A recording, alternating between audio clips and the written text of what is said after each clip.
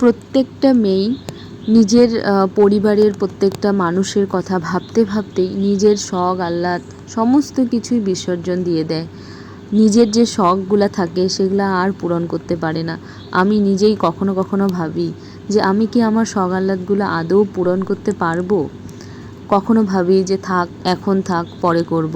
এখন এটা হচ্ছে, এটা সমস্যা আসছে, এই সমস্যাটা মিটাই, তারপরে মানে আমার শখ আহ্লাদগুলো পূরণ করব। কিন্তু মাঝে মাঝে একা থাকি, তখন মনে হয় যে আদৌ কি আমি পারবো আমার শখ আহ্লাদগুলো পূরণ করতে। আজকে যেটা ইচ্ছা করতেছে কালকে সেটা ইচ্ছা নাও করতে পারি। এত কিছু করি, এত কিছু স্যাক্রিফাইস করি, এত কিছু অ্যাডজাস্ট করি, তাও মানুষের মন পাওয়া যায় না।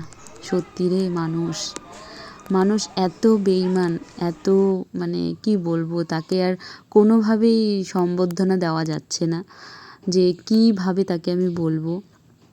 মানুষের মনটা এরকম যে যতই তুমি করে দাও, যতই স্যাক্রিফাইস করো, কখনোই সেটা নাম হয় না। দিন শেষে তুমিই খারাপ হবে। অনেকেরই হয়তো কথাটা খারাপ লাগবে, কিন্তু এটাই বাস্তবতা, জানো তো।